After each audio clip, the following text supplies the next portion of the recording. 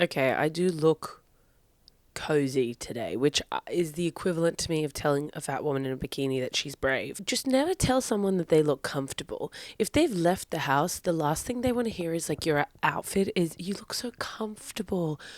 What an insult. Also, I can only open my mouth a certain amount because I do have an ulcer, which I think was caused by trauma. That's what they say. It's either trauma or something much more sinister, which I don't have the travel insurance to go to a doctor for. Okay, it's on the left side of my mouth and it is sore. And this is the most I've spoken with it. And I'm realizing pretty quick that this episode's got to have to be fast because it hurts. I mean, I've been speaking, but I mean speaking in shorter sentences. And this, I didn't think about the logistics of how I just have to talk with no interruption. And I realize, as someone who speaks a lot and is accused most recently of being a chronic yapper, that I have taken for granted how easy talking was to me. It came to me like I'm a duck to water. That's a duck to water. As I sit here with you guys and I am realizing I have to talk, I am in pain. So forgive me if this isn't the best episode. It won't be the worst. I'd love for someone to rank these. I'd love to go on Reddit, and there's a subreddit of people talking about the podcast, but, we're not there yet. I only have two things that I really want to get into today. The first is, and I have discussed Outlander, peppered it in throughout the podcast as I have a long time fan, first time. Well, let's hold on. We need to give space for the intro song of this fucking podcast. So let's just do that here. Ready, go. Breathe in. Welcome to What the Fuchs with Jess Fuchs. Now breathe out. And scream. Because here's what's pissed Jess off this week. Also, if you're not looking at me, what I'm wearing a hoodie. My hair did not dry in time. I gave it as much time as I could because I have done the episode where my hair was wet and then I let it dry. I looked disgusting all episode, and editing it, I thought, I didn't think it would look good, but I didn't think it would look that bad. So I'm literally wearing what I'm going to go for a walk in after this. I didn't have the heart to let I didn't have the time or the resources. Here's what I don't understand. And this does tie into the theme, which is change. That's what I want to talk about today, is how fast things are changing. I can't understand how I've been in various homes and hotels and Airbnbs and whatnot recently, and they do not have a hairdryer. And then you're like, okay, well, why didn't you bring it along with you? Don't tell me what to do with my life. Okay, this is the portion of my day where I criticize other people and take zero responsibility for what I should be doing. Yes, but is it that crazy to travel around and expect someone to have a hairdryer in their home? I don't think so. But now, because there's all these like specialized niche kind of apparatus, every single home I go into, they're like, oh, I don't have a hairdryer, but I have this thing, and it looks like a middle-aged torture device that they would put in their hair to like curl it to their specific style. And of course, you can have whatever you want to make your hair the way that you like it, but what about a generic tool for everybody? Everything is so highly specialized and highly individualistic now that it's like I've never seen two people who have the same kind of hair technique, hair apparatus. So now I'm wondering, how many of these things exist, and how is it possible that any one company is making any money? I think about that all the time with clothes. You walk down the street and I go, how am I not seeing more people wearing the same thing? Because really, majority of people, surely you're all shopping from the same places, which is like H&M or like Target, Kmart. And then if you're obviously bougie, you're shopping from like bougier places like Zara or whatever the fuck.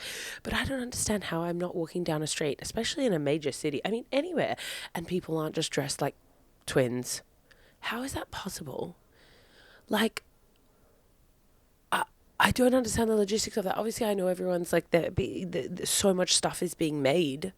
I know that because then everyone's always talking about how everything goes in a landfill, which also reminds me. So I'm staying with my friends in New York, and I get a text the other day, and it was, hey, can you not put this object in the like recycling? Can you put it in the bin? And I said, what the hell? So I get home and I say to them, can you just like explain to me, because in Australia, if you've got a plastic container, you could put that container which had food stuff in it in a certain kind of recycling, and the same, like, they were only recycling plastic bottles that literally are like had juice in it or whatever, or like, I don't know, milk, right? And then we're also recycling like glass. So if you had like a pasta sauce, and I put a yogurt container, and they were like, you can't do that because it had food stuff in it. And I said, but I've washed it out. Like, it's literally empty. I drink water from it. And they're like, yeah, no, you can't do that in New York. Every single state has its own rules. And I was like, I also have heard from various people who are highly conspiratorial that people don't even properly recycle, that it is all a hoax, that it's like, so you feel like you're doing something. But everything, like recycling apparently is a myth. It's not real. I don't think that's true. It feels crazy for me to be even saying this, because I'm like, we're supposed to be like saving the planet, even though it's clearly fucked. I mean, if everyone's wearing different things all the time, that's how many clothes things are in circulation.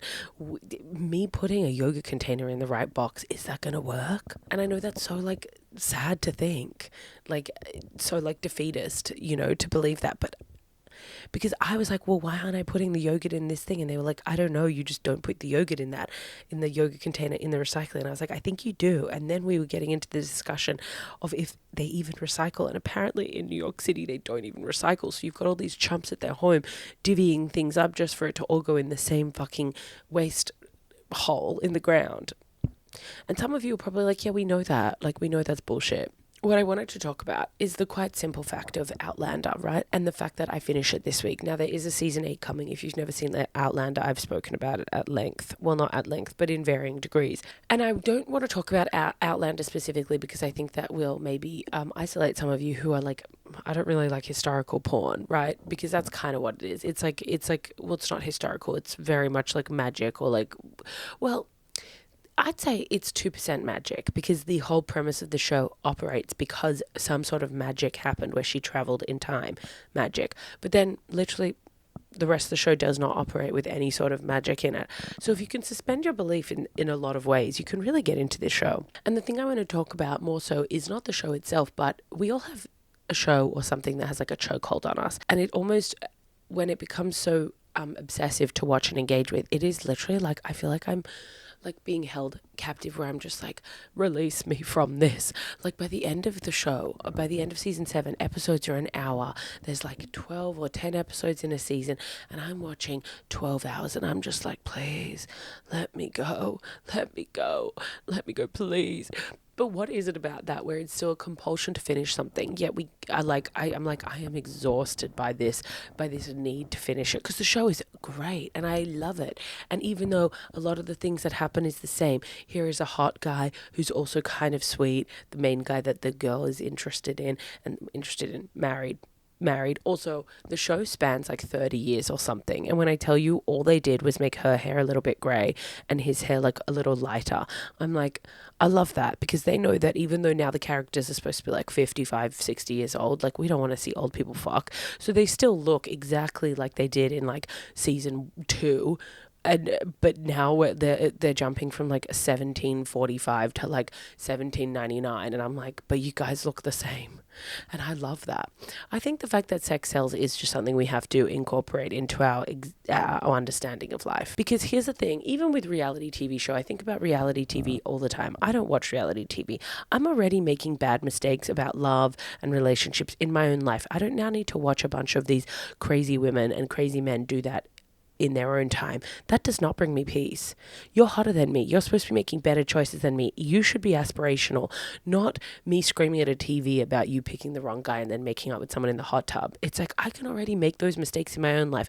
Aren't you supposed to be a step above, or be 10 steps below, which I guess sometimes they are with the way that some of them behave. But God, I haven't been able to stop watching. So I am just finally released from the clutches of Outlander, and now I am going, well, before it was bad and I was complaining that I'm like, I just need to get through this, I need to finish it, and now I'm like, okay, now what do I watch? Do I read? God, wash her mouth out with soap. The other day a friend was saying that she made a goal that this year, the year of the Lord 2025, she was going to read 12 books. And I was like, and at the same time, she's like, yeah, I can't believe I haven't even been reading 12 books. Like, that's pretty pathetic. I was like, geez, 12 books in a year. What are you, an academic?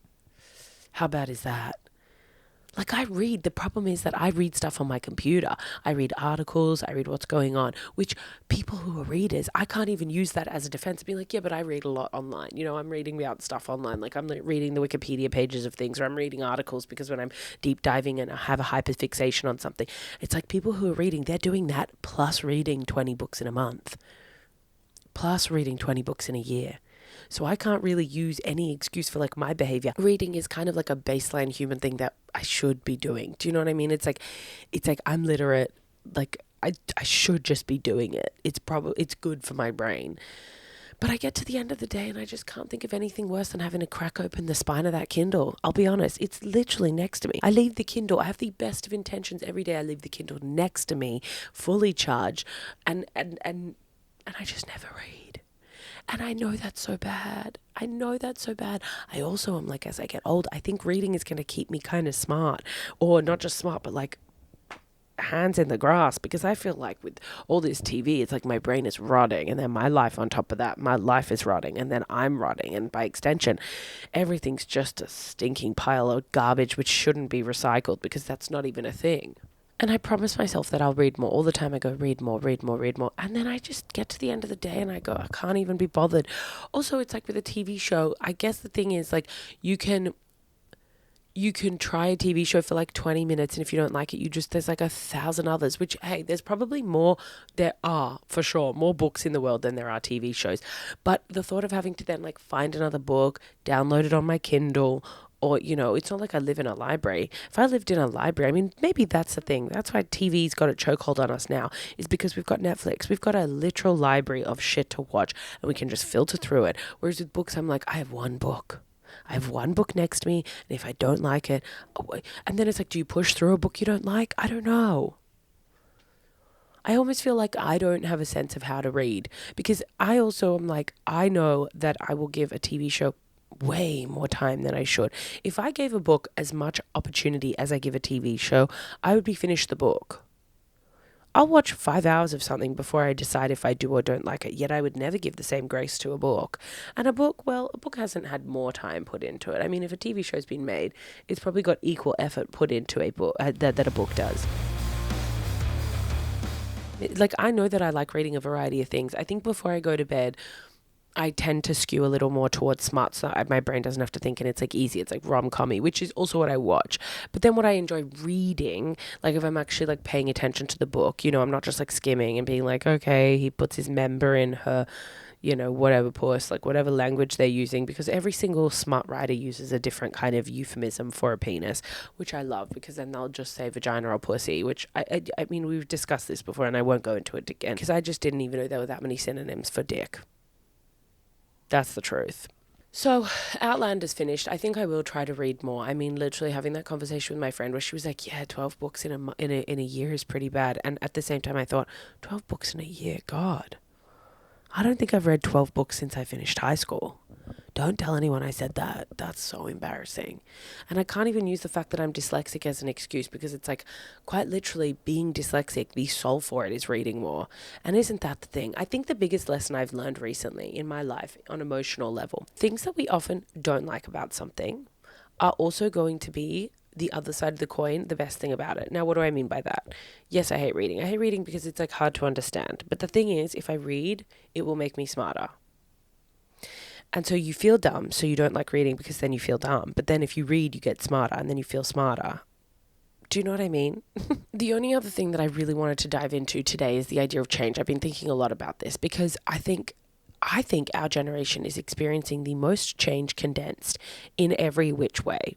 Whereas I think throughout human history, change has happened, but at varying degrees of speed. Keeping in mind I did have an edible yesterday, my brain is only switching on now, and I think this could be a high thought. So whether or not that makes any sense is really up to you.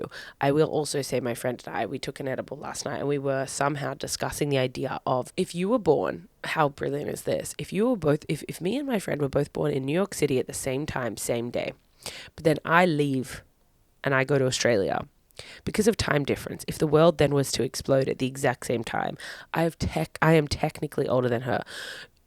We are literally the same age, right? But I am technically older than her by like half a day. So I would be older than her when we both die. Isn't that amazing? And when you think about it, when you're sober mind, you go, yeah, that's not amazing. That's not interesting. It's just one of those things you say. And isn't that kind of crazy that our brain can be given drugs and alcohol and just think things are interesting, and then when you sober up you go, yeah, that's not interesting. I think that might be the most interesting thing about drug use, is it opens your mind. Yeah, is it opening your mind in the right way? I don't know, because sometimes I open my mind and I go, I don't think that was worth opening. It's like a door that you open and then it just leads to a brick wall in front of it.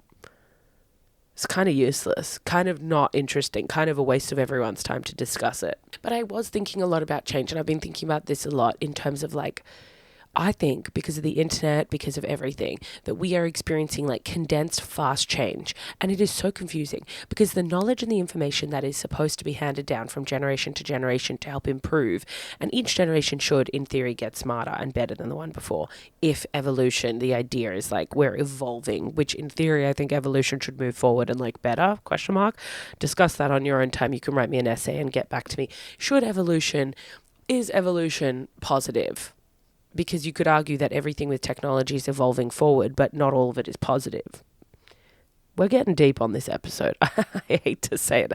I hope you sat down, because you wouldn't be able to multitask anything else while listening to this drool. So I hope you're all seated. That's what I want to say. So I was thinking about change because, for example, I grew up in a household where it was like, you always wear sunscreen. Like, the sun is dangerous. And obviously Australia is a very hot and sunny country where the ozone layer has just been absolutely eviscerated by, various things. I think mostly because of just like global change and the ozone. So it's kind of like it's just a hole, and it's a hole, and the hole is ripped like a bag. Like, imagine there's a bed, and obviously they haven't taught me science yet. Do you know what I mean? Like, because I was also just kind of getting across English. I was just getting across like one language at a time, and then they just thought, well, science is filled with a lot of double negatives, kind of like math. And so I was just like, no one in school was really concerned about me. I mean, they were concerned enough to teach me special things, but they were so concerned they were teaching me like the baseline stuff, that then when it came to the other stuff like science and math, no one was really concerned. And isn't that kind of exciting to get people so worried about you that they actually don't worry? You know what I mean? And that's a double negative, but it makes it positive in my mind because I was left the fuck alone. The expectation of me to soar academically was quite literally in the ground. I mean, the fact that I even finished school was cause for celebration. Meanwhile, my sister got the highest mark you can achieve in an exam in year 12. And if you're international, it means nothing. But like whatever the equivalent is of literally the top score you can collect in an exam when you're being graded, she got that. And we had lunch for her. And everyone was so proud of her. And then 3 years later, I graduated, not with a great result. And it was like huge. It was like gather the townspeople. So the thing with change that I've been thinking about is I grew up in a family where it was like sunscreen. You wear sunscreen. You always wear sunscreen. And then recently I have been told, don't wear sunscreen anymore. The chemicals in it are so bad for your skin and your body that you're actually better off just wearing a hat and maybe wearing zinc, which I'm allergic to. We don't have time to discuss that. And so it was like, don't wear sunscreen. Just wear a hat and just avoid the sun. So now the tune has changed. And what I can't understand and what I actually think that change is happening too fast. Nobody can keep up, and it is completely eviscerating any old school knowledge that we had, because none of that shit matters anymore. But then all the new information is just, it's never sticking around. So now when someone tells me something that's fact, I go, I don't really believe you. I'll see you in 10 years when that is no longer true. It is so confusing living in a time when things are moving so fast, and it kind of makes older people completely irrelevant. I know that's so horrible to say. And yes, there's still knowledge that comes from them and whatever, and wisdom. I would say more so like instead of it's knowledge, it's maybe wisdom. I think those two things are different, because the thing is, these long-standing things that were understood in my parents and grandparents grew up in a time where doctors told them that smoking was good. Now, whether or not that was big tobacco, I don't even know, but they believed that it was good for you, and so they smoked like chimneys for a long time. And then they had to do a whole thing on like, oh, smoking's really bad, and people still don't believe it. I mean, I was in Paris and all the young people are smoking like chimneys, and I go, well, the information hasn't reached here yet.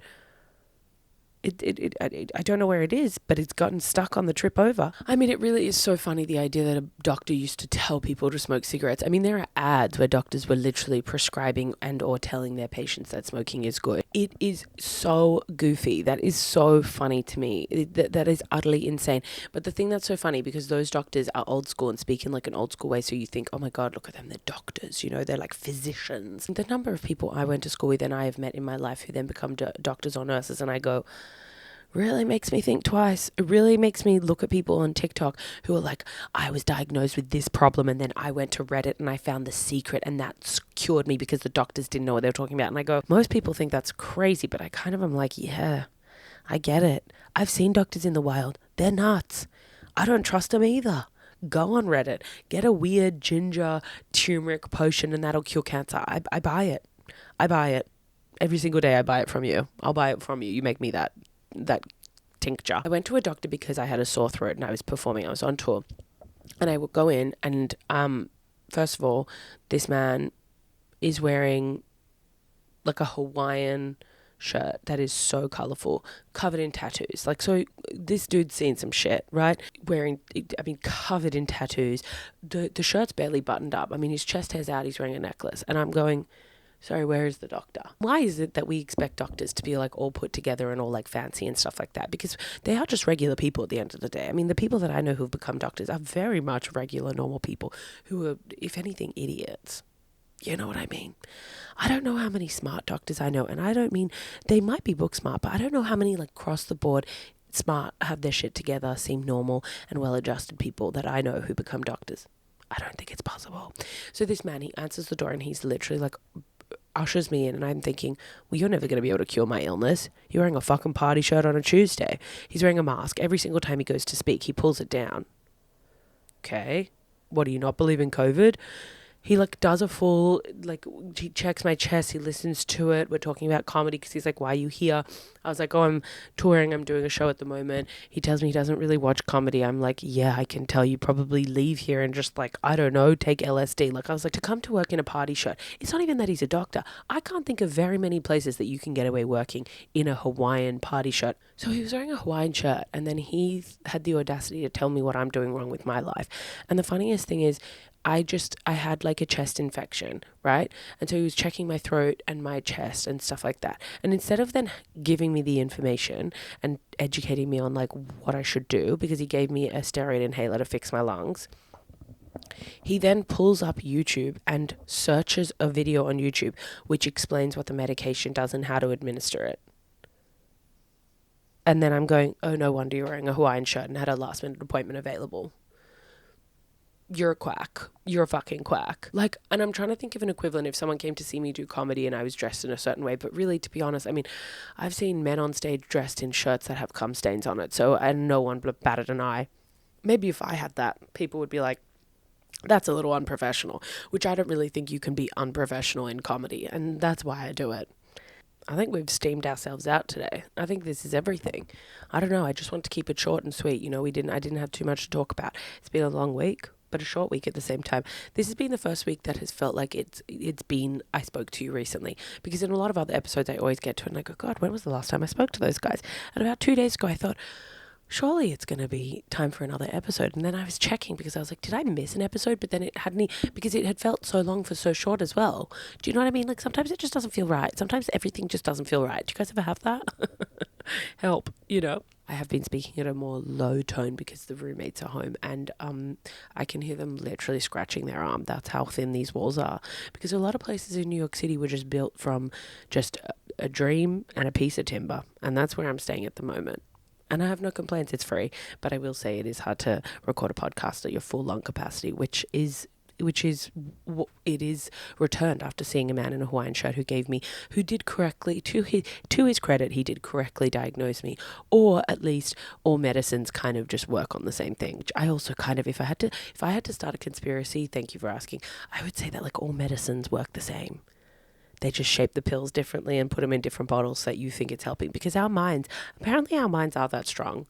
So if you tell me that you're giving me an inhaler for my fucking lungs, or you're telling me you're giving me a pill for something else, they're probably the same thing. Isn't that crazy? And I should not be able to say this. This feels insane that I can just say this on the internet.